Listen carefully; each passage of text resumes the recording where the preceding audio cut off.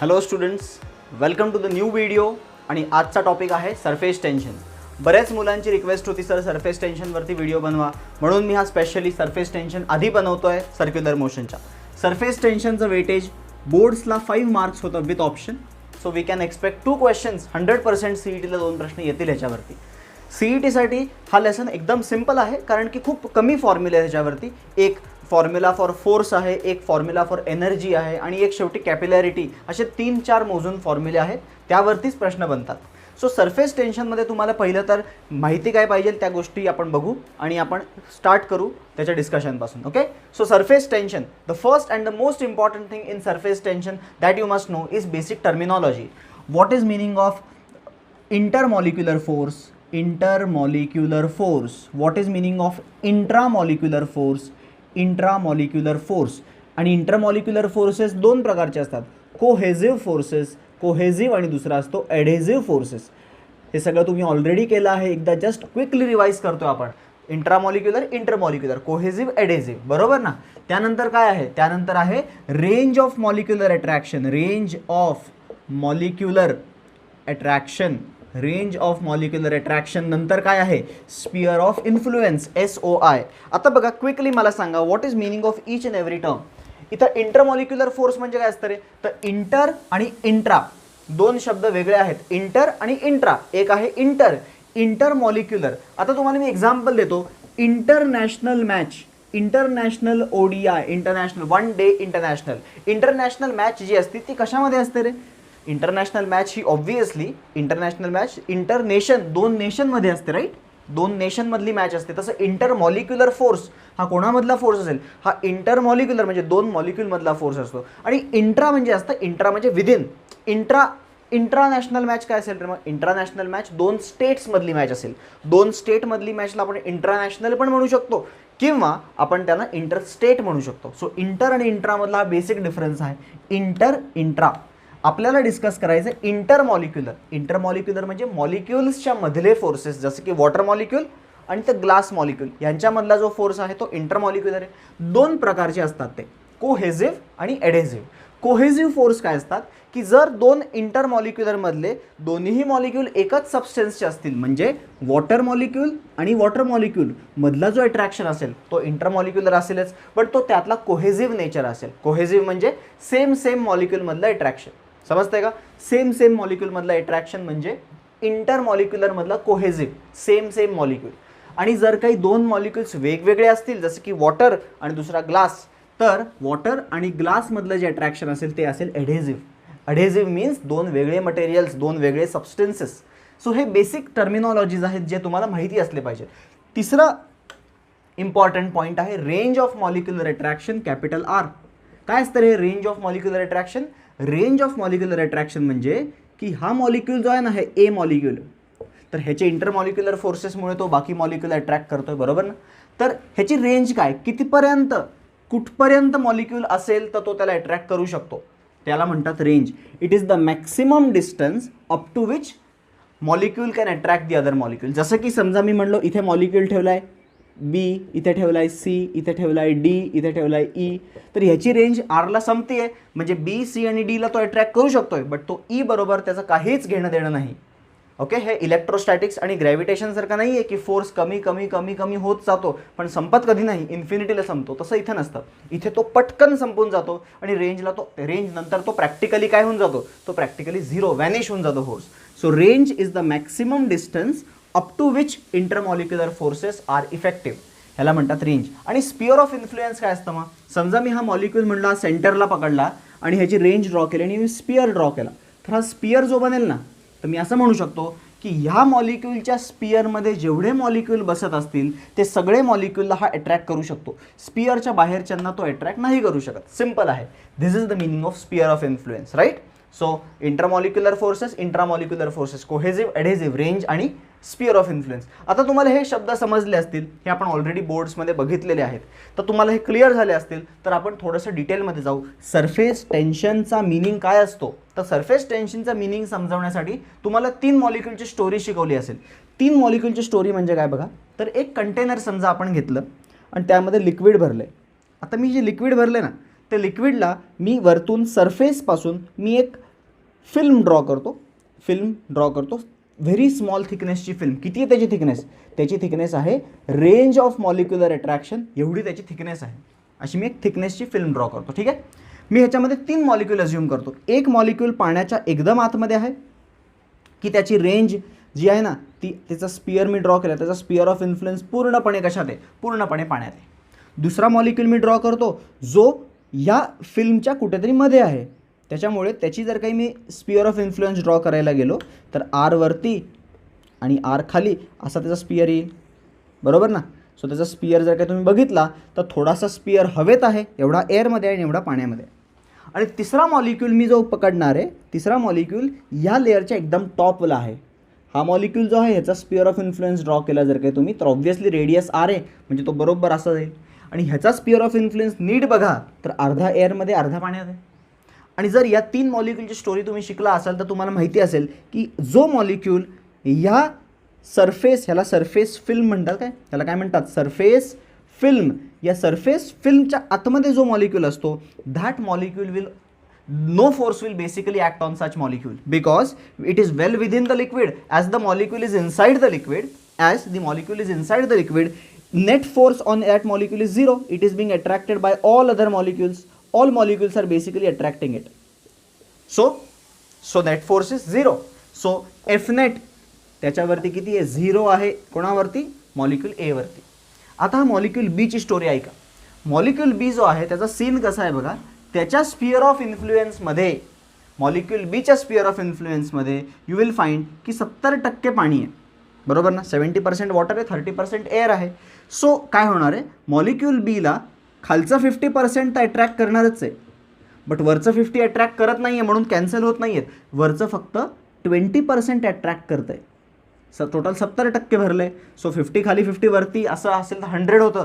तो खालचं 50 खाली अट्रॅक्ट करतं, वरचं 50 वरती अट्रॅक्ट करतं तर 0 होतं. बट वरती तर 50 अट्रॅक्ट करण्यासाठी नाही आहे, इथं एअर आहे आणि एअरमध्ये number of molecules are negligible in front of water. So therefore इथे डाऊनवर्ड फोर्स 50चा आहे बट अपवर्ड फोर्स फक्त 20चा आहे. सो नेट डाऊनवर्ड फोर्स 30चा आहे ना.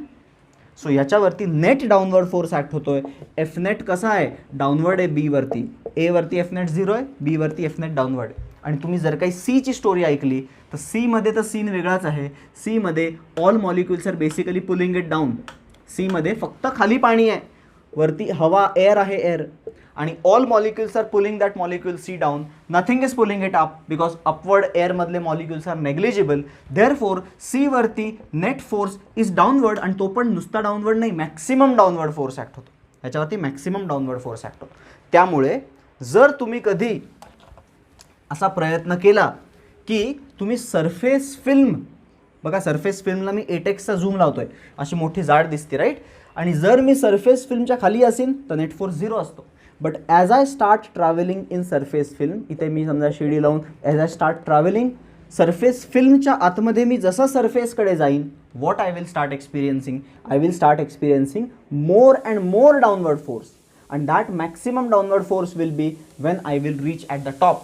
When I reach at the top, there will be maximum downward force acting and this molecule, हे जे molecules आहेत ना सरफेसवरचे, ते सगळे मॉलिक्युल्सवरती डाऊनवर्ड फोर्स ॲक्ट होतोय. आणि त्या डाऊनवर्ड फोर्समुळे काय होतं आहे त्या मॉलिक्युलला? ते मॉलिक्युल सगळे खाली जायला बघतायत. As they are starting, they will start going down. ते लिक्विडमध्ये जायचा प्रयत्न करतात बिकॉज त्यांच्यावरती मॅक्सिमम फोर्स ॲक्ट होतोय. आता तुम्हाला मी सरफेस टेन्शनचा मिनिंग एक्सप्लेन करतो एक वेगळ्या वेनी, तुम्हाला आयडिया येऊन जाईल की सरफेस टेन्शन नक्की असतं काय बाबा. बघा नीट. ओके, सो तुम्हाला हे कळालं की what is the story of ABC. A molecule is well within the liquid, net force is 0. B molecule surface फिल्मच्या मध्ये कुठेतरी आहे, नेट फोर्स इज डाऊनवर्ड. आणि maximum downward force is on the top wala molecule which is experiencing maximum downward force. Now because of all these concepts we will now discuss की surface tension actually असतं काय. बऱ्याच जणांना surface tension ऐकून tension येतं की माहितीच नाही मिनिंग काय. सरफेस टेन्शन नावाचा लेसन आहे पण मिनिंग तर माहीत नाही काय. सरफेस टेन्शनचं लिटरल मिनिंग तुम्हाला सांगतो काय असतो. बघा, सपोज इफ यू कन्सिडर, मी तुम्हाला हे लाईव्ह प्रॅक्टिकल एक एक्झाम्पल देतो की सपोज हे तुम्ही पकडा की हे 2 पोल्स आहेत. आता तुम्ही खो खो बरेच जण खेळला असाल स्कूलमध्ये, बरोबर ना. सो 2 पोल्स असतात, बरोबर ना. 2 पोलच्या मध्ये बसतो असं नाही का ऑल्टरनेट. सध्या आपल्याला त्याच्या डिटेलमध्ये नाही जायचं, फक्त मी तुम्हाला एक्झाम्पल देतोय. हे 2 पोल्स आहेत. सपोज मी त्या 2 पोलमध्ये खूप साऱ्या स्टुडंट्सला उभं केलं, खूप साऱ्या स्टुडंट्सला जवळजवळ उभं केलं, तर कसं थांबतील रे बरेच जण? असे थांबतील ना.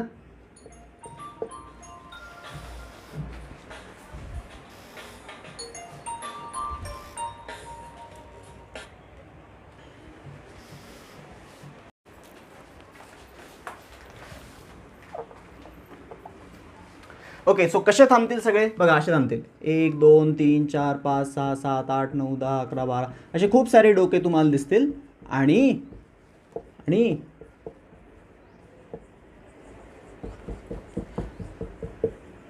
बरोबर ना, एकदम फास्टमध्ये असे खूप सारे लोक. Top view, when you are observing from the top, वरतून बघत असणार तर हे पोल असं गोल दिसेल, हा पोल असं वरतून गोल दिसेल आणि सगळ्यांची डोकी अशी दिसतील.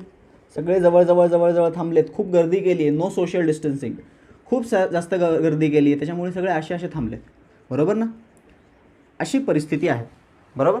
Now what I will do is I will start removing one student, one by one, एक एक स्टुडंट मी काढायला लागतो. तुम्ही बघा, इमॅजिन करा हे सिमिलर टू वॉटरचं सरफेस आहे. वॉटरच्या सरफेसवरती एक एक मॉलिक्यूल मी खाली काढतोय, तसं मी एक एक स्टुडंट खाली काढतोय. As I will start removing one student, एक परिस्थिती अशी येईल की आता मुलांना लाईन बनवण्यासाठी त्यांना लांब लांब थांबावं लागेल, त्यांना असे लांब लांब हात करून थांबावं लागेल, कारण की ती लाईन भरणारच नाही. मुलं कमी करतो एक एक, मी आधी खूप जास्त होते म्हणून ते गर्दी करून थांबलेले. As I start removing one by one student, automatically त्यांच्यातलं स्पेसिंग, डिस्टन्सिंग वाढायला लागेल. आणि लास्ट केस कधी येईल की ज्यावेळेस ती लाईन बनणारच नाही, मी एक स्टुडंट काढला तर लाईन आता बनूच शकत नाही, अशी एक परिस्थिती येऊन जाईल.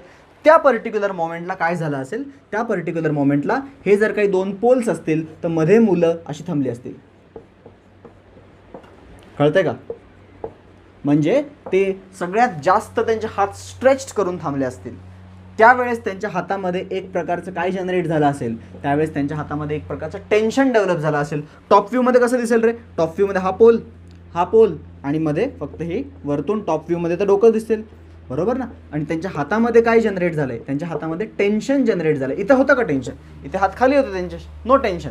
इथे टेन्शन नव्हतं, there was no tension over here. But as soon as we have studied की as टॉप मॉलिक्युल्सवरती डाऊनवर्ड फोर्स ॲक्ट होतो, all molecules start going down, सगळे खाली जायला लागतात. बट सगळे खाली जायला लागले तर सरफेस कसा बनणार आहे? सगळेच खाली जाऊ शकत नाही. एक पॉईंट असा येईल की आता सरफेस बनण्यासाठी मिनिमम नंबर ऑफ मॉलिक्युल्स तरी वरती राहायला पाहिजे, तर ते मॉलिक्यूल वरतीच राहतील न खाली जाता, बट ते त्यांच्या बॉन्ड्समध्ये एक प्रकारचं स्ट्रेचिंग जनरेट करतील. And that stretching is called as tension in their bond और tension in the surface, we call it as surface tension. So surface tension कुठे ॲक्ट होतं? सरफेस टेन्शन सरफेसवरती ॲक्ट होतं. म्हणजे दुसरं एक्झाम्पल जर काय सांगितलं तुम्हाला मी असं प्लॅस्टिक ठेवलं, काय एकदम असं बिना कुठल्या टेन्शनचं प्लॅस्टिक असं ठेवलं आहे, जे पॉलिथिन असतं ना, पॉलिथिन बॅग. समजा ती पॉलिथिन बॅग आपण 4 जणांनी 4 साईडून ओढली अशी, तर काय होतं? पॉलिथिन बॅग टाईट होऊन जाते. टाईट का होते? कारण की आपण त्याच्यामध्ये टेन्शन दिलं आहे, आणि आता ते टेन्शन दिल्यामुळे ती बॅग टाईट झाली. त्याच्यावरती मी एखादा 1 kgचा छोटा ऑब्जेक्ट पण ठेवू शकतो. ऑब्जेक्ट ठेवलं तर काही होणार नाही, सगळीकडून ओढलं आहे मी त्याला. बरोबर ना. समजा मी ते टेन्शन सोडून दिलं तर ते ऑब्जेक्ट आणि ती बॅग अशी पूर्ण खाली पडून जाईल. तेच वॉटरमध्ये होतं. वॉटरमध्ये पण सगळीकडून वॉटर मॉलिक्यूल असा ओढला गेलेला असतो because of this surface tension concept. त्यामुळे त्याच्यावरती एकदम छोट्या गोष्टी आपण ठेवू शकतो. जसं मी 1 kgचा ऑब्जेक्ट त्यात पॉलिथिन बॅगवरती ठेवला, तसंच मी वॉटरवरती छोटे ऑब्जेक्ट ठेवू शकतो. 1 kgचा ऑब्जेक्ट नाही ठेवू शकत वॉटरवरती. वॉटरमध्ये एवढे छोटे टेन्शन आहे की आपण त्याच्यावरती एक पिन ठेवू शकतो. एक पिन आपण ठेवली एकदम gently, it will float on the water surface, not because of density of pin is less than water. बरोबर ना. Density of pin is more than water. Pin तर स्टीलची बनलेली असते. स्टीलची डेन्सिटी वॉटरच्या डेन्सिटीच्या 7 पट 7 times जास्त आहे. Still it won't go down. The reason is the surface tension. Mosquito can work on water. मॉस्किटोचे eggs can float on water. All everything ह्याचं रिझन आहे सरफेस टेन्शन. सरफेस टेन्शनमुळेच water becomes spherical in shape. Surface टेन्शनमुळेच water can rise in the tree. Sap जे असतं ना वरती rise करतं, ते सरफेस टेन्शनमुळे आहे. त्याच्यातले एक कन्सेप्ट कॉल्ड एज कॅपिलॅरिटी. हे आपण ड्यू कोर्समध्ये डिस्कस करूच. बट आय होप तुम्हाला सरफेस टेन्शनचा मिनिंग कळाला असेल की सरफेस टेन्शन म्हणजे नक्की काय. सरफेस टेन्शन ॲक्च्युली सरफेसमध्ये सगळीकडून वॉटरला ओढण्यात आलं आहे असं तो बिहेव करतोय. तो एका स्ट्रेच्ड मेम्ब्रेनसारखा बिहेव करतोय. It is behaving as a stretched membrane. त्यामुळेच जर काही हा वॉटर सरफेस बघितला तर तो कसा बिहेव करतो की तो सगळीकडून ओढलेला गेला आहे. त्यामुळे त्याला डिफाईन पण असंच करतो आपण की जर मी ह्या स्ट्रेच्ड मेम्ब्रेनमध्ये एक इमॅजिनरी लाईन ड्रॉ केली ना, तर तुम्हीच विचार करा, एका पॉलिथिनला सगळीकडून ओढलं आपण आणि मी मधून त्याला कट केलं, तर मधून कट केल्यावरती त्या पॉलिथिन बॅगला मी मधून कट केल्यावरती कुठले कुठले फोर्सेस त्या बॅगला अजून टेअर करायला बघतील? हे टेअर करायला बघतील का रे फोर्सेस? नाही. जे forces parallel to the length आहेत ते त्याला टेअर करायला नाही, ते इनफॅक्ट त्याला जवळ जोडून ठेवायला बघतील. त्या पॉलिथिन बॅगला टेअर करायला परपेंडिक्युलर फोर्सेस बघतील, बरोबर ना. तर कुठल्याही इमॅजिनरी लाईन समजा मी सरफेसवरती ड्रॉ केली लिक्विडच्या, तर त्याला परपेंडिक्युलर जे फोर्स ॲक्ट होत असतात ते आपण सरफेस टेन्शनचे फोर्सेस म्हणू शकतो. आणि सरफेस टेन्शनचं डेफिनेशन काय आहे? ते इमॅजिनरी लाईनवरती ॲक्ट होणारे फोर्सेस पर युनिट लेंथ. ते इमॅजिनरी लाईनवरती ॲक्ट होणारे forces, perpendicular forces per unit length, असं त्याला डिफाईन करतो आपण. डेफिनेशन काही फारसं समजण्यासारखं नाही आहे. डेफिनेशनमधनं काही इंटरेस्टिंग गोष्टी कळत पण नाही किंवा काही फील पण येत नाही. तुम्हाला सरफेस टेन्शनचा फील हा तुम्हाला इमॅजिनेशन थोडंसं लागणार आहे की सरफेस कसा बिहेव करतोय. सरफेस बिहेव असं करतो जसं की तो खूप ओढला गेला आहे सगळीकडनं. त्यामुळेच आपण सरफेसवरती छोटे छोटे ऑब्जेक्ट ठेवू शकतो. पण समजा तुम्ही सरफेस टेन्शन खूपच वाढवून टाकलं ना एखाद्या गोष्टीचं, तर मे बी त्याच्यावरती अजून हेवियर ऑब्जेक्ट पण ठेवू शकतो. सो असं पण म्हणता येईल की खूप सरफेस टेन्शन वाढवलं आपण समजा एखाद्या लिक्विडचं, तर त्याच्यावरती मोठे मोठे ऑब्जेक्ट आता ठेवता येतील. जसं की आपण पिन ठेवू शकतो वॉटरवरती, इवन दो त्याची डेन्सिटी जास्त आहे. तसंच in this way objects can basically float without using the concept of buoyancy.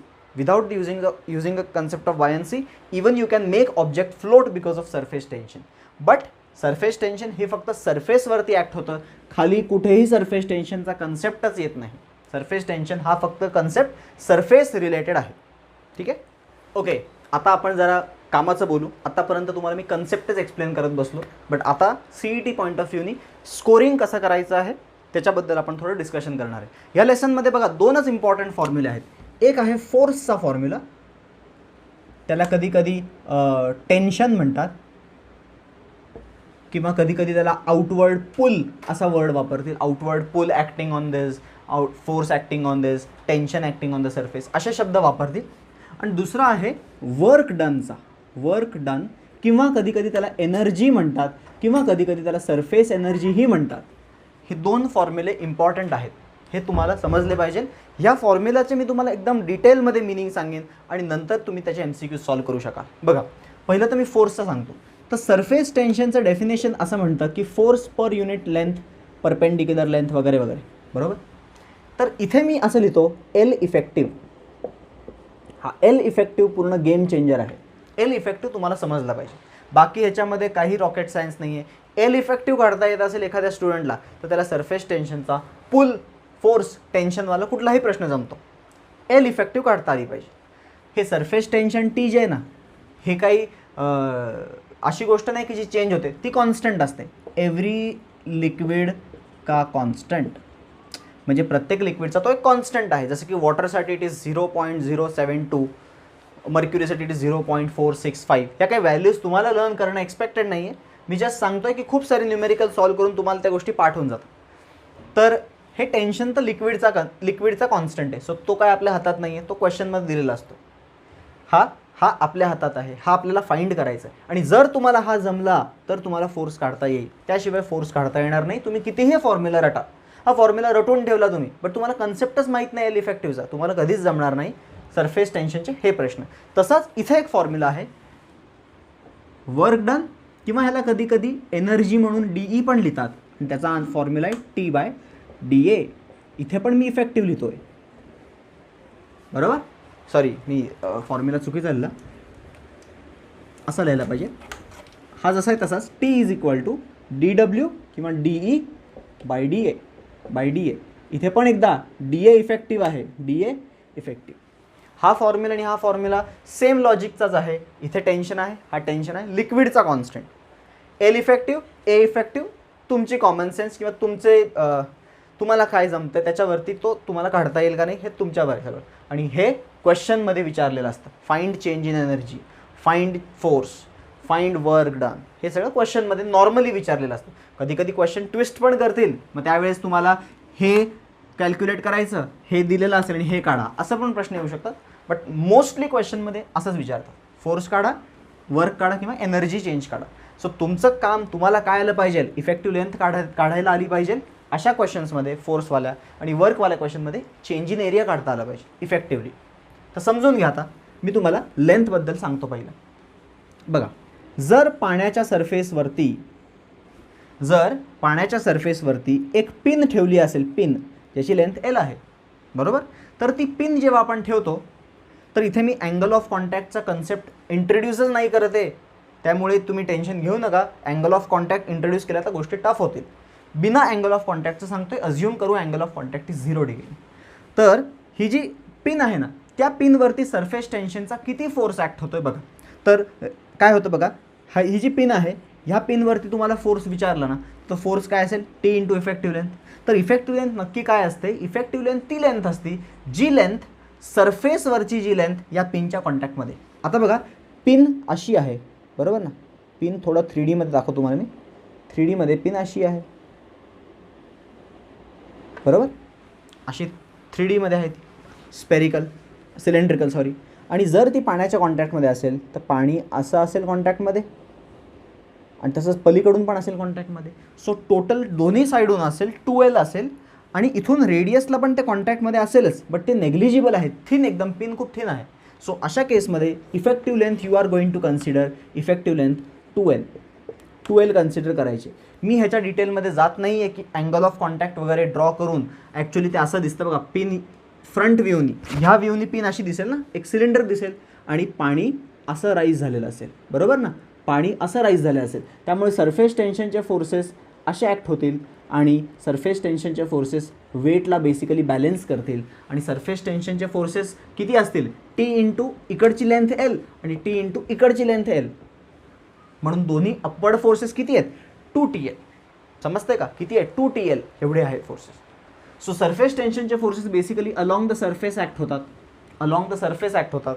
आणि इफेक्टिव्ह लेंथ ह्याची कशी कॅल्क्युलेट केली, इकडची आणि तिकडची, या साईडून. म्हणजे ही पिन ठेवली, ही पिन आहे, ही पिन मी समजा पाण्या सरफेसवरती ठेवली तर ती फ्रंट व्ह्यूमध्ये अशी ठेवणार मी. तुम्हाला इथनं गोलच दिसणार ना, हे गोल दिसणार तुम्हाला.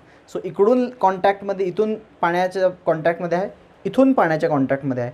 सो 2L घेतली मी, पाण्याच्या आत टाकून दिली, सरफेसच्या आतमध्ये. सरफेस टेन्शनचा फोर्स 0 होऊन जाईल, कारण की सरफेसच्या कॉन्टॅक्टमध्ये आता नाहीच आहे ती. सरफेसच्या कॉन्टॅक्टमध्ये ती तेव्हाच असेल जेव्हा मी अशी तिला बाहेर काढीन, बरोबर. आता बघा, इथं झाली वायरचा कन्सेप्ट. सपोज मी एक, ही वायर झाली काय, किंवा निडल, मी समजा एक फ्रेम बनवली, फ्रेम AB, रेक्टँग्युलर फ्रेम आहे, ए आणि बी, ए लेंथ आणि बी ब्रेडची. तर रेक्टँग्युलर फ्रेमचा काय सीन असेल, तर रेक्टँग्युलर फ्रेम जर काही तुम्ही घेतली आणि ती तुम्ही पाण्यात अशी इन्सर्ट केली, तर AB, तर प्रत्येक साईड, ए साईडच्या दोन्ही साईडला पाणी आहे, सो इथे 2A घ्यावं लागेल मला. तसं इथे बीच्या पण दोन्ही साईडला पाणी आहे, सो 2B घ्यावं लागेल. इथे पण ह्या साईडला, दोन्ही साईडला वॉटर आहे, सो 2A आणि 2B. सो इफेक्टिव्ह लेंथ काय येणार, it will be 2A plus 2B. समजतंय का. हीच जर काही स्क्वेअर फ्रेम असती, स्क्वेअर फ्रेम असती साईड एची, तर ए आणि ए, तर मला 8A घ्यावं लागलं असतं. 4A आतनं, 4A बाहेरनं, because water is also from inside. एक स्क्वेअर फ्रेम असेल तर water will also touch from the inner walls, outer walls. So 8A effective length घ्यावी लागली असते. इफेक्टिव्ह लेंथ एवढं सोपं नाही आहे, तुम्हाला वाटत असेल खूप सोपं चालू आहे.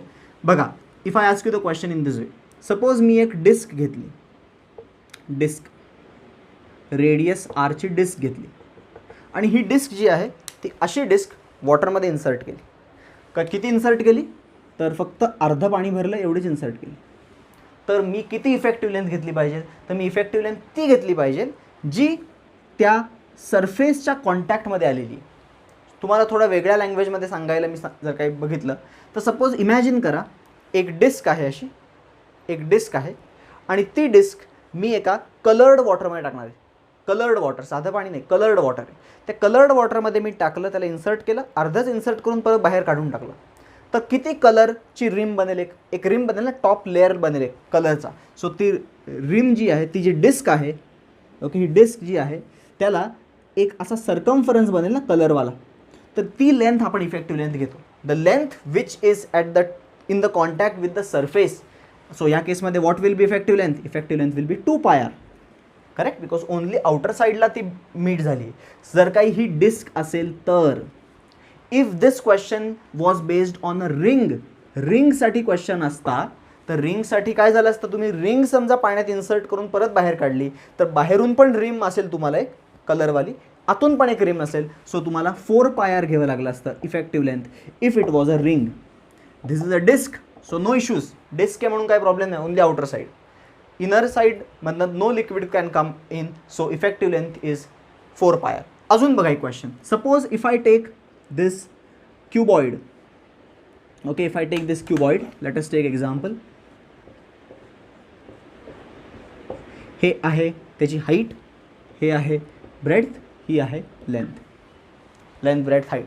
हा क्युबॉइड जो आहे तो क्युबॉइड अशाचा असा पाण्यात टाकला मी, ओके, पाण्यामध्ये इन्सर्ट केला या लेवलपर्यंत. Can you tell me LBH मध्ये what should be the effective length? विचार करून सांगा. इफेक्टिव्ह लेंथमध्ये काय घ्यावं लागेल? तर तुम्ही पाण्यात इन्सर्ट केला ना, तर इथं रिम कशी बनेल पाण्याची? पाण्याची अशी रिम बनेल ना, इथपर्यंत पाण्याने त्याला वेट केला असेल. सो त्याची टॉप बॉर्डर बनेल. ती बॉर्डरचं काय डायमेन्शन असेल? BL. BL. H तर पार्टिसिपेटच नाही करणार, H पार्टिसिपेटच नाही करणार, हॉरिझॉन्टल असेल ना फक्त ती rim. So 2B + 2L will be the effective length in such cases. H will not participate. हां, H कधी पार्टिसिपेट करेल? जर काही मी त्याला असं व्हर्टिकली टाकला असता तर. सो इफेक्टिव्ह लेंथ हे खूप क्रुशियल आहे. If you can calculate effective length for a given substance, force वगैरे काढणं एकदम सिम्पल आहे. Once you understand finding effective length, solving further things is easy. एक क्वेश्चन असा पण आहे टेक्स्टबुकमध्ये, इफेक्टिव्ह लेंथचाच क्वेश्चन आहे. काय क्वेश्चन आहे बघा, इफेक्टिव्ह लेंथवरती बेस्ड क्वेश्चन आहे. टेक्स्टबुकमधला अनसॉल्व्ड एक्झाम्पल आहे. तो क्वेश्चन असा आहे की एक ट्यूब आहे, this is a tube and its diameter is D. But ही ट्यूब जी आहे ती सॉलिड नाही आहे, आतमधनं तिला एक बोर आहे, म्हणजे एक हॉलो ट्यूब आहे बेसिकली. पण आतमधला डायमीटर इज डिफरंट. काय? आतमधला डायमीटर इज छोटा D, बाहेरचा डायमीटर इज मोठा D. And this tube is inserted inside the liquid. पाण्यामध्ये टाकली ती. किती आत टाकली हे महत्त्वाचंच नाही आहे, कारण की त्याच्यावरती डिपेंडच करणार नाही. चला मी म्हणतो X distance it is inserted inside the liquid. Let us see X येतो का आपल्या इक्वेशनमध्ये. तर मला सांगा, if I insert that tube in the liquid and if I again remove it, तर किती इफेक्टिव्ह लेंथ घेणार? तर तुम्ही नीट बघितलं जर काही, तर आउटर साईडला वॉटरने त्याला रिम बनवेल. Water will create a rim on the outer side as well as water will create a rim on the inner side. And what will be the length of that rim? Pi मोठा D, pi D is the circumference, plus pi D छोटा D. छोटा D म्हणजे कळालं का? Inner diameter. आतून पण water शिरलं आहे, इथून पण पाणी शिरू शकतं. So this will be effective length. आणि ह्या Xवरती कुठेच फरक पडला नाही, ह्या Xवरती डिपेंडच झाला नाही. सो अशा प्रकारच्या क्वेश्चनमध्ये तुम्हाला इफेक्टिव्ह लेंथ काढता आली पाहिजे. Once you know the effective length, question असा आहे टेक्स्टबुकमध्ये, फाइंड द फोर्स, किंवा मॅममध्ये फोर्स दिला आहे आणि टेन्शन विचारले, फोर्स अपॉन ही लेंथने डिवाइड केलं की you get surface tension. So ह्या प्रकारच्या क्वेश्चनमध्ये तुम्हाला इफेक्टिव्ह लेंथ काढता आली पाहिजेत, हे इम्पॉर्टंट आहे. आता आपण फोकस करू ह्याच्यावरती. खूप सारे न्यूमेरिकल्स आहेत त्याच्यावरती, कारण की चेंज इन एरियाने कसं सॉल्व्ह करायचं. ओके, आता सेकंडवाला बघू आपण, how to find the concept of change in area. Change in area काढणं पण खूप इम्पॉर्टंट आहे. तर फर्स्ट एकदम इझीपासून चालू करू. First I will start with a film. Suppose ही एक फ्रेम आहे 4-5 सेंटीमीटरमध्ये. सो आत्ता समजा ह्याच्यावरती सोप फिल्म बनली. काय? Film, word film is very important. Film बनली, सोप फिल्म. सो किती एरिया आत्ता सध्या आहे? आत्ता सध्या एरिया 4-5 20 ह्या साईडून आहे. इथं एअर आहे, कारण की फिल्मच्या वरती एअर आहे. आणि मागच्या साईडला on the other side there is air. So basically दोन्ही साईडून there is air contact. So basically इथून पण सरफेस आहे, सरफेस इथून पण आहे. So there are 2 surfaces. 2 surfaces असल्यामुळे आत्ताचा initial area is how much? Initial area is 40. कळतंय का? Initial area is 40. समजलं का? बिकॉज ही फिल्म आहे. हेच जर काही मी असं म्हटलं असतं की एक वेसल आहे, ठीक आहे, एक वेसल आहे, आणि या वेसलमध्ये कसा बनवायचं रे वेसल? हा वेसल आहे, रेक्टँग्युलर वेसल, आणि या वेसलमध्ये पाणी भरलं आहे. ओके, असं पाणी भरलं, आणि this length is 4 and this length is 5. आणि आता ह्याच्यावरचा एरिया विचारला तुम्हाला, what is surface area, whether I should take 40 now का ओनली 20? तर आन्सर इथे फक्त only 20, only 20. Y?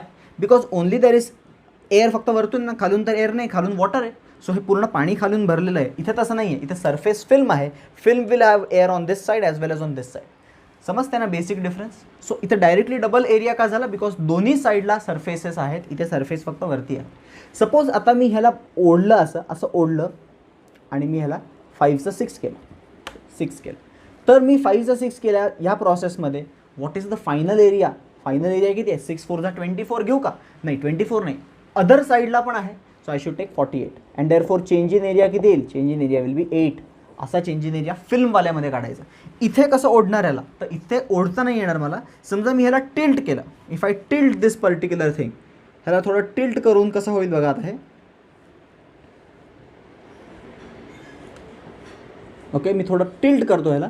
If I tilt this particular thing, tilt केल्यावरती काय होईल, वॉटर तर हॉरिझॉन्टलच राहील ना रे. तर दिस साईड विल स्टील रिमेन 4, ही तर साईड 4च राहील. बट ही जी 5 होती ती आता वाढेल, अशी बनेल 6 बनेल ती साईड, बरोबर ना. मी याला टिल्ट केलं, टिल्ट केल्यावरती this level will always remain horizontal, but this will become 6 now. So ह्या प्रोसेसमध्ये how much area I have increase, I have increased area. 20 होता 24 केला, सो मी ते फक्त 4नी एरिया वाढवला, इथे 8नी वाढवलं. This is the difference between the film and the water surface. Water सरफेसच्या खाली वॉटर असतं, so only water surface is on the top.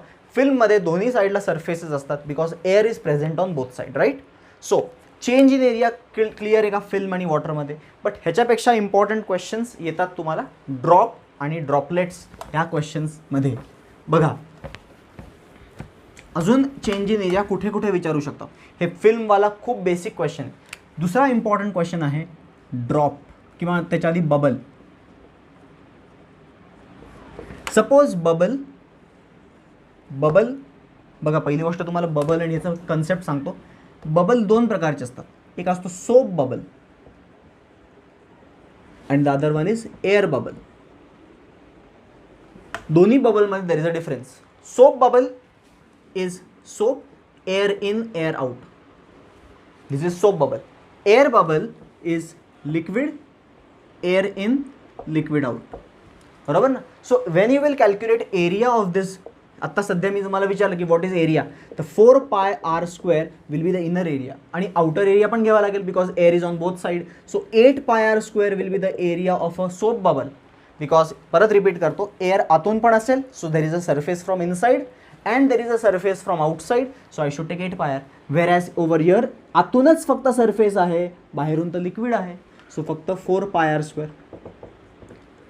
Suppose मी काहीतरी ह्याच्यामध्ये एअर ब्लो केली आणि मी ह्याचा साईज वाढवला, R1ला मी R2 केला, तर इथे चेंज इन एरिया कसा काढणार, इथे change in area will be 8πr² final area minus initial area. In this way you have to find the area. आणि इथे चेंज इन एरिया कसा काढणार, change in area will be 4πr² minus R1². In this way you will find change in area in case of air bubble, soap bubble, air bubble. Worst केसमध्ये कधी कधी असं म्हणतात soap bubble it is blown to 10 centimetre.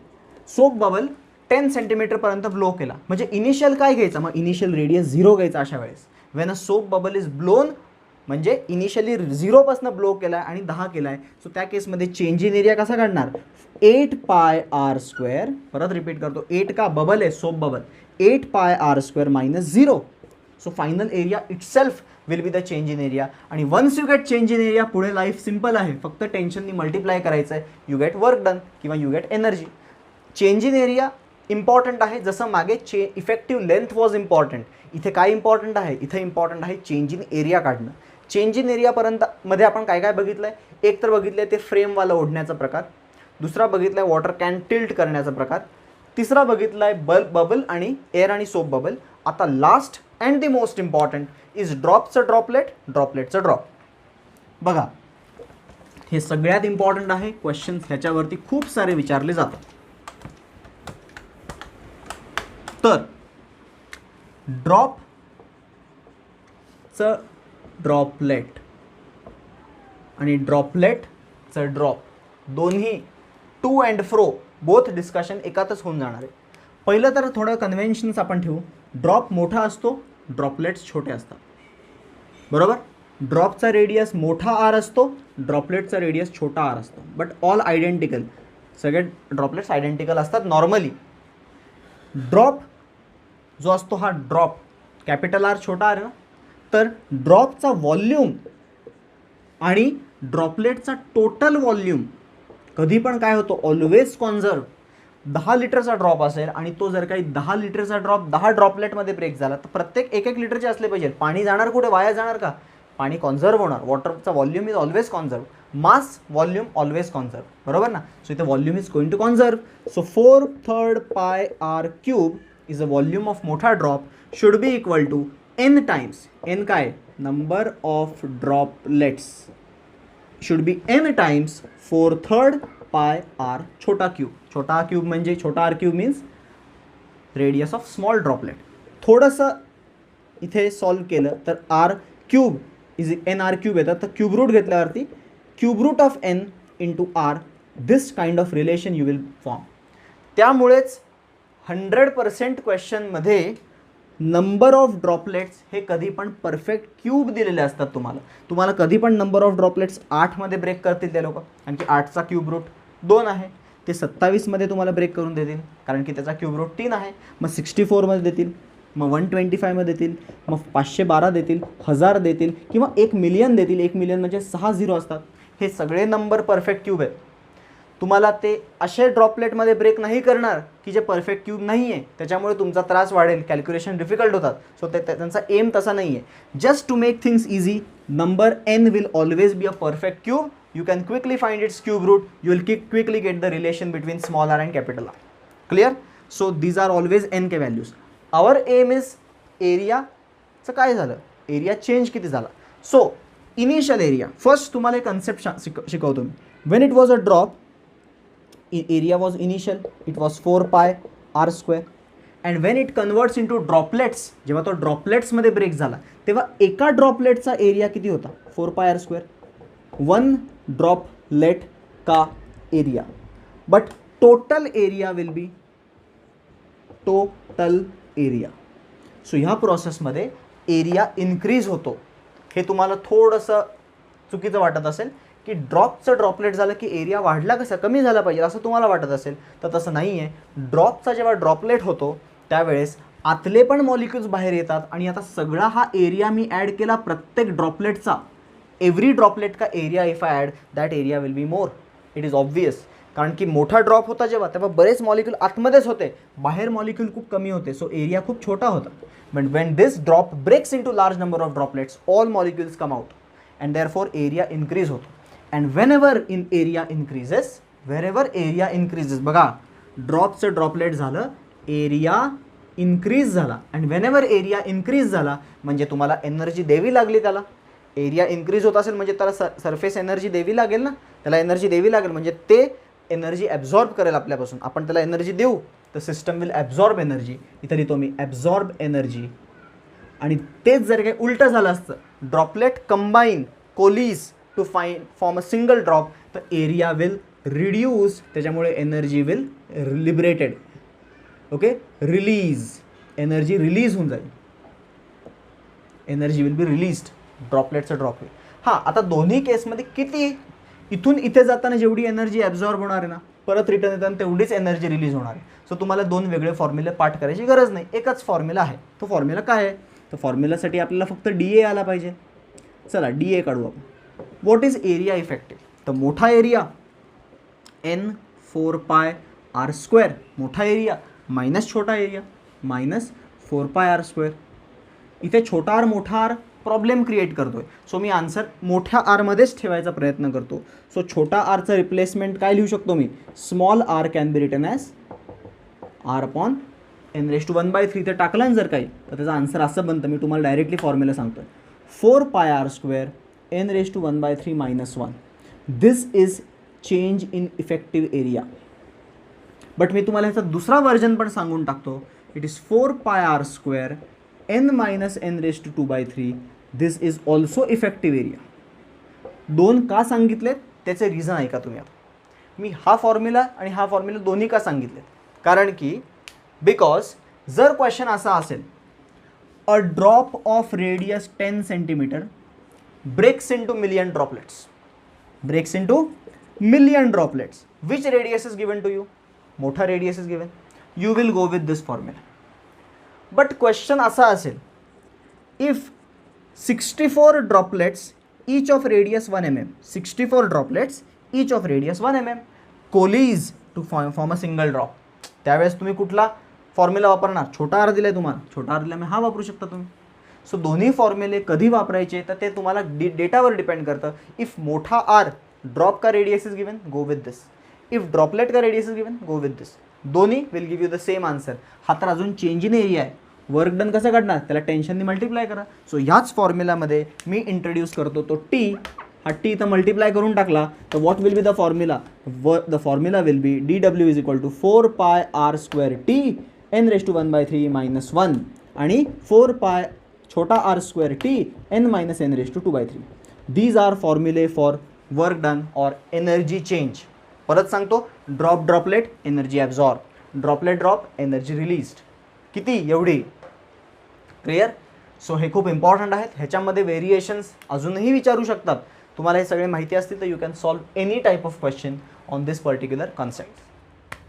हे बघा आता पुढचे काही पॉईंट्स, एक्सेस प्रेशर आणि अँगल ऑफ कॉन्टॅक्ट थोडे थिअरॉटिकल आहेत, न्यूमेरिकल्स कमी आहेत. हां, ह्याच्यावरती न्यूमेरिकल येऊ शकतो.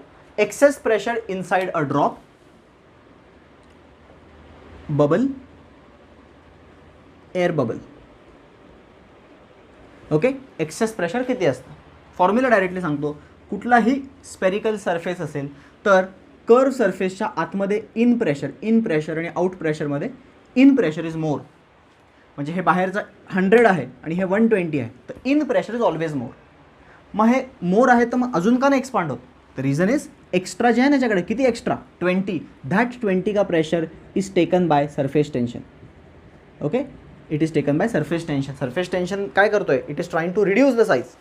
म्हणजे एक्स्ट्रा टेन्शन त्यांनी घेतलं, एक्स्ट्रा प्रेशर त्यांनी घेतलं, त्यालाच आपण एक्सेस प्रेशर म्हणतो. किती एक्सेस प्रेशर, तर इकडचं 100 + 20, तर 100 तर कॅन्सल होत आहेत. हे जे आतमधलं एक्स्ट्रा 20 ना, ते सरफेस टेन्शन काउंटरॅक्ट करत आहे, ते सरफेस टेन्शन अपोज करते. सो आपण या 120मध्ये इंटरेस्टेड नाही आहे, आपण या 100मध्ये इंटरेस्टेड नाही आहे, आपण इंटरेस्टेड फक्त वरच्या 20मध्ये, ज्याचं नाव आहे excess pressure. So excess pressure delta P चा फॉर्म्युला ड्रॉपसाठी 2T/R असतो. कोणासाठी, हा ड्रॉपसाठी अँड एअर बबलसाठी. कारण की दोघांना वन सरफेस असतो, वन सरफेस. इवन एअर बबलला एकच सरफेस असतो इनर, ड्रॉपला पण एकच सरफेस असतो आउटर. राहिला प्रश्न फक्त सोप बबलचा. सोप बबलला 4T/R आहे, सोप बबल. ओके, सोप बबलसाठी फॉर्म्युला इज 4T/R. डेरिवेशन्समध्ये मी जाणार नाही आहे, इम्पॉर्टंट नाही आहे डेरिवेशन आत्ता सध्या करणं. इम्पॉर्टंट आहे की त्याचा फॉर्म्युला आणि युजेस. अँगल ऑफ कॉन्टॅक्टबद्दल पण शॉर्टमध्ये सांगतो. अँगल ऑफ कॉन्टॅक्ट काय असतं रे, angle of contact angle between solid and tangent drawn to the liquid at point of contact measured inside the liquid, असं त्याचं डेफिनेशन होतं, जे आता काही कामाचं नाही एवढं. बट अँगल ऑफ कॉन्टॅक्टचा तुम्हाला ॲक्च्युअल मिनिंग समजला पाहिजे. मी तुम्हाला शॉर्टमध्ये सांगतो. जेवढा अँगल ऑफ कॉन्टॅक्ट जास्त, मोर, तेवढं सरफेस टेन्शन जास्त. मोर इज द सरफेस टेन्शन. जसं की मर्क्युरी चा अँगल ऑफ कॉन्टॅक्ट मोठा असतो, ऑब्ट्यूज असतो, सरफेस टेन्शन खूप लार्ज आहे. आणि जेवढा अँगल ऑफ कॉन्टॅक्ट जास्त, जेवढं सरफेस टेन्शन जास्त, तसंच असं पण म्हणू शकतो मी, जेवढा अँगल ऑफ कॉन्टॅक्ट जास्त तेवढं कोहेझिव्ह नेचर जास्त.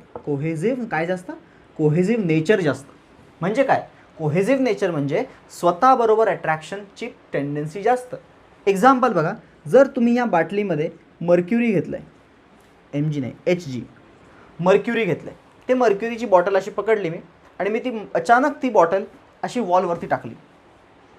ठीक आहे, बॉटलमध्ये मर्क्युरी घेतलं आहे आणि ती अचानक वॉलवरती टाकली आणि ते वॉलवरती मर्क्युरी जाऊन पडलं. आता ते पूर्णच्या पूर्ण मर्क्युरी असं खाली पडतं, ते वॉलवरती थोडं पण चिटकत नाही. जसं मी समजा पाणी टाकलं असतं, वॉटर, तर वॉल ओली झाली असती, पाणी खाली पडलं असतं, पण थोडीफार पाणी वॉलवरती ॲब्झॉर्ब करून घेतलं असतं किंवा वॉलनी त्या अट्रॅक्ट करून घेतलं असतं पाण्याला, म्हणजे वॉटरनी वॉलला वेट केलं असतं. मर्क्युरीने तसं केलं तर मर्क्युरी सगळंच खाली पडून गेलं. बिकॉज मर्क्युरीकडे टेंडन्सी आहे, कोहेझिव्ह नेचर जास्त आहे, म्हणजे it prefers to get attracted by itself than the wall. तो वॉल मॉलिक्युलशी जास्त इंटरॅक्ट नाही करत बसणार, कारण की त्याच्याकडे कोहेझिव्ह नेचर जास्त आहे. वॉटरकडे उलटं आहे, वॉटरकडे एडेझिव्ह नेचर जास्त आहे. तो दुसऱ्यांना अट्रॅक्ट करतो रादर दॅन इटसेल्फ. म्हणजे पाणी टाकलं आपण वॉलवरती तर पाण्याचा मॉलिक्यूल जो वॉलला कॉन्टॅक्टमध्ये येईल ना, तो परत मागे नाही येणार. त्याच्या मागचा मॉलिक्यूल त्याला ओढून मागे आणायचा प्रयत्न करतोय, बट तो वॉल बरोबर निघून जाईल आणि हा मागचा मॉलिक्यूल मागे पडून जाईल. सो वॉलला वॉटर वेट करू शकतो, मर्क्युरी कॅनॉट. का, मर्क्युरीकडे कोहेझिव्ह नेचर जास्त आहे. सेकंड पॉईंट, मर्क्युरीचा अँगल ऑफ कॉन्टॅक्ट पण मोठा आहे त्यामुळे, आणि त्यामुळे मर्क्युरीचा सरफेस टेन्शन मोठं आहे. समजतंय का रे? हे थोडे बेसिक्स आहेत सरफेस टेन्शनचे, अँगल ऑफ कॉन्टॅक्टचे. More the angle of contact, more is the cohesive nature, more is the surface tension. If you increase the temperature वाढवलं तर काय होतं? टेम्परेचर वाढवलं की इंटरमॉलिक्युलर फोर्सेस, कोहेसिव्ह फोर्सेस कमी होतात, बरोबर ना, लांब जातात मॉलिक्युल्स. कोहेसिव्ह फोर्सेस कमी झाले, सरफेस टेन्शन कमी होतं, अँगल ऑफ कॉन्टॅक्ट कमी होतं. समजतंय का? So this is how angle of contact आणि टेम्परेचर एकमेकांवर असे डिपेंड करतात. सो हे झाल्यावरती लास्ट पॉईंट कॅपिलॅरिटी, ते डिस्कस करून हा लेसन संपवू. ओके, सो हा लास्ट पॉईंट आहे कॅपिलॅरिटी. कॅपिलॅरिटी काय असतं की वेन व्हेरी स्मॉल बोर्स किंवा very small tubes are inserted in the liquid either rises in the tube और falls in the tube. This action of लिक्विडचं वरती येणं किंवा खाली जाणं ट्यूबमधल्या लिक्विडचं is called as capillary action. Capillary ॲक्शनचे एक्झाम्पल्स आपण खूप स्टार्टिंगला डिस्कस केलेले आहे की वॉटर किंवा सॅप प्लांट्समध्ये कसं राईज होतं, एकदम टॉपच्या ब्रांचला पण मिळतं पाणी, जर काही पाणी आपण बॉटमला दिलं तरी. त्याच्यानंतर वेट क्लॉथ जो असतो, रॅग क्लॉथ जो असतो तो पाण्याला ॲब्झॉर्ब करून घेतो, स्पॉन्ज पाण्याला ॲब्झॉर्ब करून घेतो स्पंज. त्यानंतर अजून आपण एक्झाम्पल्स बघितले आहेत, तर ब्लॉटिंग पेपर जो असतो तो इंक सोक करून घेतो. हे सगळे कॅपिलरीचे ॲक्शन आहे. त्याच्यामध्ये जे पोर्स असतात ना, आपण एखादा कपडा घेतला, फडकं घेतलं आणि त्याला आपण ओल्या म्हणजे फरशीवरती टाकलं तर ते फडकं काय करतं? पाण्याला ॲब्झॉर्ब करतं. कसं ॲब्झॉर्ब करतं रे? प्लॅस्टिक टाकल्यावरती का नाही येत पाणी? कॉटन क्लॉथ टाकल्यावरतीच का पाणी ॲब्झॉर्ब होतं? त्याचं रिझन काय की कॉटनमध्ये असे फायबर्स असतात, राईट, आणि फायबर्समध्ये छोटे छोटे होल्स बनलेले असतात. त्या होल्स कॅपिलरी म्हणून बिहेव करतात आणि ते पाणी जसं त्या होलमध्ये येईल तसं ते पटकन वरती जाईल, कारण की कॅपिलरी ॲक्शन जे आपण डिस्कस केलं आहे बोर्ड्सला, बरोबर ना, सरफेस टेन्शनचे फोर्सेस ॲक्ट होतात म्हणून तो वरती येतो. जोपर्यंत वेट बॅलन्स होत नाही तोपर्यंत वरती जातो, नंतर थांबून जातो. सो तेच ॲक्शनमुळे जातं. सो जर तुम्हाला थिअरीमध्ये क्वेश्चन आला MCQमध्ये की which of the following is the example of capillarity, ते आन्सर आहे ज्याच्यामुळे काहीतरी वरती जातं. ठीक आहे, ओके. कॅपिलॅरिटीचं आपल्याला फॉर्म्युलाच डिस्कस करायचं आहे. तर कॅपिलॅरिटीमध्ये जर आपण एखाद्या लिक्विडला ट्यूबमध्ये घेतला असेल, म्हणजे ट्यूब इन्सर्ट केली असेल, तर ह्याच्यामध्ये लिक्विड वरती राईज होतं आणि त्याचा फॉर्म्युला काय आहे? 2t cos theta by HR rho g, R rho g. This is the formula for height. बरोबर? R is the radius of the tube, rho is the density of the liquid, g is acceleration due to gravity, t is tension, surface tension, theta is angle of contact. या फॉर्म्युल्यावरती variations फारसे नाही आहेत.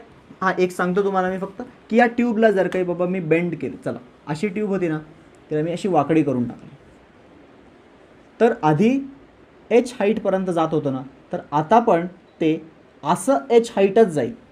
But फरक काय पडेल की capillary ट्यूबमध्ये जास्त liquid गेलं ना आतमध्ये, बरोबर ना, कॅपिलरी ट्यूबमध्ये जास्त लिक्विड आत गेलं. सपोज मी त्याला थीटा अँगलनी टिल्ट केलं आहे, थीटा अँगलनी, तर हा थीटा म्हटल्यावरती हा काय झाला? 90 मायनस थीटा झाला किंवा हा थीटा झाला, बरोबर. सो किती कॅपिलरीमध्ये पाणी शिरलं आहे त्या लेंथ आणि एचमध्ये काय रिलेशन असेल? h/l will be cos theta, बरोबर. h/l will be cos theta. आणि जर काही मी तुम्हाला सांगितलं की हा अँगल विथ हॉरिझॉन्टल दिला आहे, त्या केसमध्ये साईन थीटा येईल. सो तुम्ही बघायचा अँगल कोणाबरोबरचा, व्हर्टिकल बरोबर अँगल असेल तर h/l कॉस थीटा आणि तुम्ही l काढू शकता. जर अँगल हॉरिझॉन्टल बरोबरचा असेल तर h/l काय येईल? h/l sine theta. त्या केसमध्ये हॉरिझॉन्टलचा असेल सो मी साईन अल्फा लिहितो मी. सो जे काही दिलं असेल त्याप्रमाणे तुम्ही काढून ही लेंथ काढू शकता, ओके. किंवा तुम्हाला मी फॉर्म्युला बनवून देऊ का? चला फॉर्म्युलाच बनवून देतो मी तुम्हाला. असं लिहू शकतो मी, एल लेंथ ज्याच्यामध्ये पाणी भरलं आहे इज जुनी length upon sine alpha, where alpha is what? Where alpha is angle made by capillary tube with surface of liquid. जेव्हा ती वर्टिकल होती तेव्हा किती अँगल बनवायची ट्यूब? 90 बनवायची. टाका 90, L is equal to H भरलं ना. जसं टिल्ट करू तसा हा अँगल कमी होईल, त्यामुळे हा नंबर वाढेल. कॅपिलरीचा हा फॉर्म्युला आहे. अजून व्हेरिएशन काय म्हणू शकतात? तर हां, ही कॅपिलरीचा एक्सपेरिमेंट आपण डोंगरावरती घेऊन गेलो, म्हणजे हायर अल्टिट्यूडला घेऊन गेलो जिथं ग्रॅव्हिटी कमी होणार आहे, मग तो जीचा फॉर्म्युला ग्रॅव्हिटेशन बेस्ड क्वेश्चन होईल. माइनमध्ये घेऊन गेलो तर ग्रॅव्हिटेशन बेस्ड क्वेश्चन होईल. हां, ह्याला जर काही आपण हे एक्सपेरिमेंट सॅटेलाईटमध्ये केलं तर जिथे इफेक्टिव्ह ॲक्सिलरेशन किती असतं? इफेक्टिव्ह जी 0 असतो. त्या केसमध्ये काय होतं? इफेक्टिव्ह जी 0 असेल तर हाईट इन्फिनिटी होईल, म्हणजे असं फाउंटेनसारखा उडेल का? तर नाही. त्याच्यात आन्सर असं येतं की हे लिक्विड तोपर्यंत राईज होईल जोपर्यंत पूर्ण कॅपिलरीच्या एंडपर्यंत नाही भरत, इथपर्यंत नाही भरत तोपर्यंत लिक्विड राईज होईल, त्यानंतर थांबून जाईल ते राईज व्हायचं. ओके, असे प्रश्न कॅपिलरीवरती मागच्या 2-3 वर्षात असे पण प्रश्न विचारलेत आर आणि एचच्या रिलेशनमध्ये. म्हणजे काय की जर बाबा आधी कॅपिलरी ट्यूब होती, त्याचा एरिया ए होता, तर त्याच्यामध्ये एच एवढ्या हाईटचं लिक्विड भरलेलं. आता जर का या कॅपिलरी ट्यूबचा एरिया आपण अर्धा करून टाकला, 50% केला, म्हणजे बारीक केली ट्यूब, एरिया अर्धा केला, तर एचचं काय होईल. तर मी तुम्हाला सांगतो एच आणि आरमध्ये रिलेशन काय आहे, इन्व्हर्स रिलेशन आहे. हे एच आणि आरचं रिलेशन आहे. आणि एचचं एरियाबरोबर रिलेशन काय येईल, तर एरियाबरोबर असं रिलेशन येईल, कारण की एरिया हा आर स्क्वेअरला प्रपोर्शनल आहे. So under root of area आरला प्रपोर्शनल झाला ना, सो आरला रिप्लेसमेंट काय, अंडर रूट एच. सो असे कधी प्रश्न आले आहेत CET त्याच्या आधी की area is reduced by 70%, reduced by 20%, तर हे रिलेशन वापरायचं आणि असं लिहायचं H2/H1 is under route A1/A2. मग चला, आधीचा एरिया घ्या 100, if it is reduced by 30%, म्हणजे आता केलं 70, तर तुम्ही लगेच काढू शकता की आता फायनल हाईट ओरिजिनल हाईटचा काय रेशो. कधी पण पर्सेंटेजवाला क्वेश्चन आला तर ओरिजिनलला 100 करून टाकायचं आणि मग जे काही सांगितलं आहे 30% कमी केलं 30% कमी, 20% वाढवलं वाढवा 20%, 120 करायला, आणखी आधीच आपण 100 कन्सिडर करतो, बरोबर. सो अशा टाईपचे क्वेश्चन्स तुम्हाला माहिती पाहिजे. हे क्वेश्चन्स कॅपिलॅरिटीच्या ह्या फॉर्म्युल्यावरती बेस्ड. त्याच्यानंतर आता फक्त एवढाच पार्ट राहतो की सरफेस टेन्शन इम्प्युरिटीवरती कसं बेस्ड आहे, कसं डिपेंड करतं. इम्प्युरिटीमध्ये 2 टाईप आहेत, सोल्युबल, इनसोल्युबल. जर इम्प्युरिटी इनसोल्युबल असेल, इनसोल्युबल इम्प्युरिटीमध्ये सरफेस टेन्शन कमी होतं, आणि सोल्युबल इम्प्युरिटी असेल तर सरफेस टेन्शन वाढतं. हे थोडंसं तुम्ही लर्न करा. टेक्स्टबुकच्या मागे काही इवन हे पण दिले आहेत एक्सेप्शन्स टेम्परेचरचे. मोल्टन, कॅडमियम आणि कॉपर असे असतात की टेम्परेचर वाढवलं की त्यांचं सरफेस टेन्शन वाढतं कमी होण्याच्या ऐवजी, right. So this is what you must know about capillarity and this is all about surface tension. Okay.